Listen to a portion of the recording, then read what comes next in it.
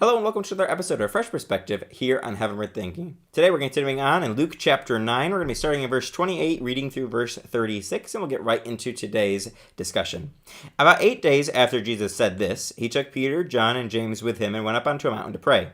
As he was praying, the appearance of his face changed, and his clothes became as bright as a flash of lightning. Two men, Moses and Elijah, appeared in glorious splendor, talking with Jesus. They spoke about his departure, which he was about to bring to fulfillment at Jerusalem. Peter and his companions were very sleepy, but when they became fully awake, they saw his glory and the two men standing with him. As the men were leaving Jesus, Peter said to him, "Master, it is good for us to be here. Let us put up 3 shelters, one for you, one for Moses, and one for Elijah." He did not know what he was saying. While he was speaking, a cloud appeared and covered them, and they were afraid as they entered the cloud. A voice came from the cloud saying, "This is my son, whom I have chosen. Listen to him."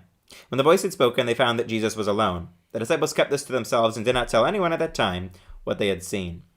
So the Transfiguration, we've talked about it a lot in Christian circles. We've heard about it a lot, but what can we see with a fresh perspective?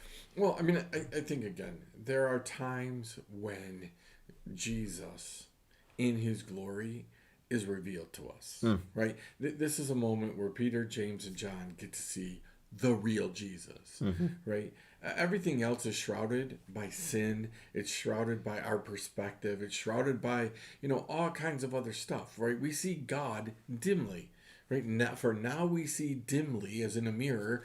Later we'll see perfectly, right? So, I mean, God tells us, like, you're just not seeing right. You're not seeing the whole picture.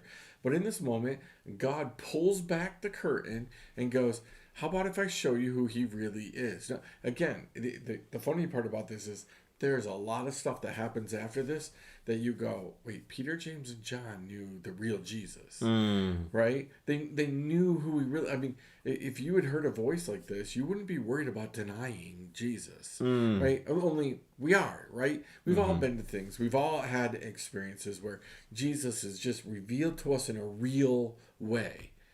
And then how quickly do we forget it? Absolutely. I think that's a key point in this passage for sure, is we see this mountaintop, literal mountaintop experience, and we have those moments in our lives where we see Jesus, we see God working in an amazing, amazing, powerful way. We really see Jesus in his splendor, in his glory. We've experienced a great moment in church or a great moment at a Christian retreat or camp or whatever it is. We've had this great moment where God did a miracle in our lives, and just poof, we have seen Jesus and had that intimate moment where, like this, where there were only the 3 of them, Jesus, and then we see Moses and Elijah appear, and we hear the voice of God. I mean, this is an amazing, amazing experience, and yet they have to then immediately go down from the mountain the next day, and immediately they're faced with some opposition, and then hard teaching followed by that. So then they have to just get back to reality, back to life, and they forget chapters later that Jesus is able to do this or that. They forget that they can stick to him and not deny him. They don't have to run away from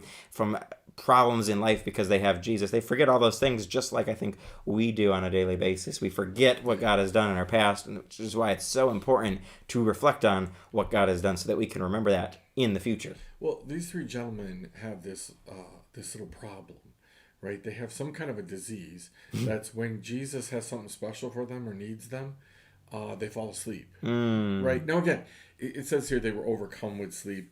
And that could have been a God thing, right? God put Abraham to sleep when he was dealing with Abraham. But again, seemingly they fall asleep and they miss out on the fact that, because I love this, that when it talks about Moses and Elijah were talking, right, to Jesus about his departure, right? So they missed out on a whole bunch of stuff there, right? Moses and Elijah sitting there having a powwow, right? A timeout with Jesus, like, hey, let's talk about the departure and all of these kind of stuff, and then they suddenly wake up, right? They wake up, and I feel like this is such a fresh perspective on this is. You know what? Lots of times we're sleepwalking through life, or we're just sleeping in moments, and we wake up and we see things the way they really are, right? We don't like how many people do you know that go through despair, and they go through distraught, and they go through depression, and they go through all of these things, and then all of a sudden one day they just wake up. They wake up and they see the reality of, hey, life isn't exactly like I thought it was, right? That's what happens to these 3 guys. They wake up And they're there with Jesus, Moses, and Elijah. And they obviously recognized them. I don't know how that happened, right? But they knew who they were because Peter says, "Hey, let's build them all a shelter."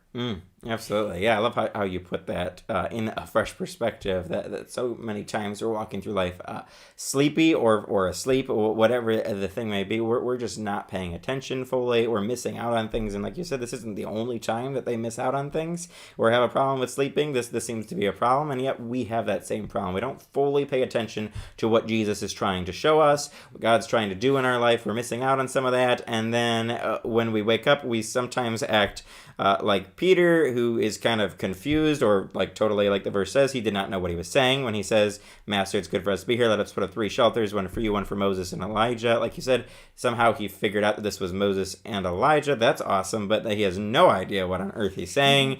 And then immediately he gets interrupted. While he was speaking, a cloud appeared and covered them, and they were afraid as they entered the cloud. A voice came from the cloud saying, "This is my son whom I have chosen. Listen to him." What do we do with this, where God seems to completely interrupt Peter? Yeah, so I told you this is probably one of my favorite passages in the New Testament, because it's just God saying to Peter, "Shut up." It's like you have no idea what you're talking about. Like Peter, it says while he was speaking, God came down in a cloud and was like, "Shut up, Peter." Right? You don't have a clue. And it says he didn't have a clue what he was saying, right? So Luke writes this and like, yeah, Peter's, oh yeah.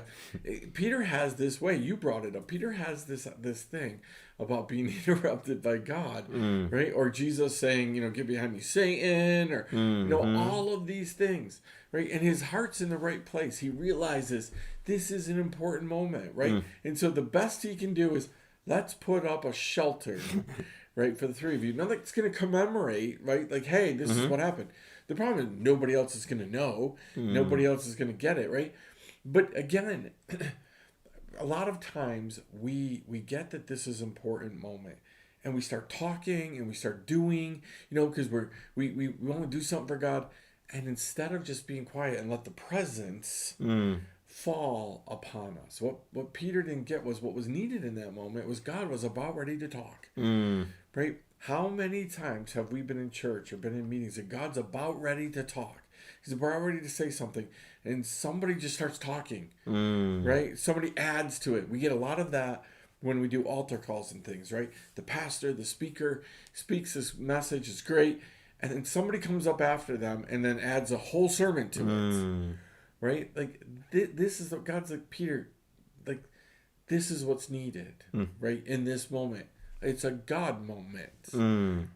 Yeah, I think that's important to draw that part out because we often are adding to things, or we're often just off track, not knowing what we're saying or doing, trying to do the right thing. Like you said, Peter starts in the right spot so many of the different times throughout his journey with Jesus, and yet he's making these blunders or just not knowing what he's doing sometimes, and that's just like us. We have this moment where we can tell that God is doing something. There's a powerful message, there's a powerful movement, and we want to mark that occasion with something, and like you said, sometimes we just add too much rather than just letting God work and letting God's presence take control. Because like you said, right here, the next verses is the voice that says, "This is my son whom I have chosen, listen to him." That's a powerful declaration. God's not just saying like, this is an important guy, pay attention. He's saying, "This is my very son. This is my son whom I have chosen. Listen to him." This is a huge declaration that revealed who Jesus truly was. He's not just a great teacher. He's not just a prophet.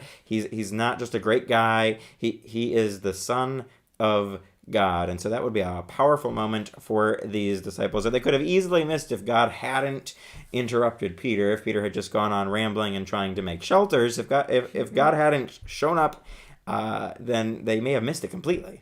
Isn't it funny that a few verses earlier, Peter declares who Jesus is, right? So they declare who Jesus is, and then a little bit later, he's up on a hill, and God's declaring, "Yep, you got it right," right? And Jesus said that, "Blessed are you, got it right. Don't tell anybody," right? But it's incredible, like you said. Like I just don't think we can wrap our head around this. God comes down and says, "Yep, this is my son."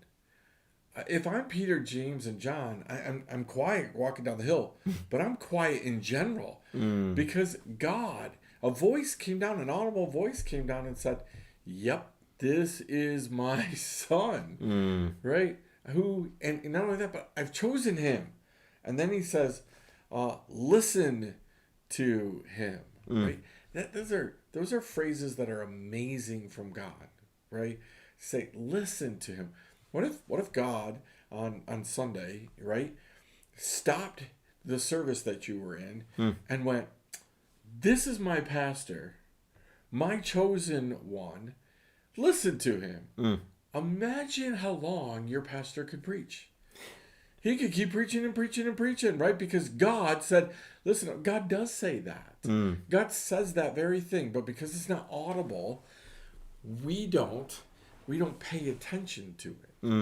Absolutely. Yeah, somehow we have the same thing, because we have this recorded for us in Scripture. We have all of Scripture given to us in today's day and age. We have access to all of that, and yet we still miss out on listening to God. We still miss out on listening to Jesus. Just like these disciples, they were told audibly. They heard the voice of God say, this is my son whom I have chosen, listen to him. And yet we will see in following chapters that they don't always listen to Jesus. They're not understanding it.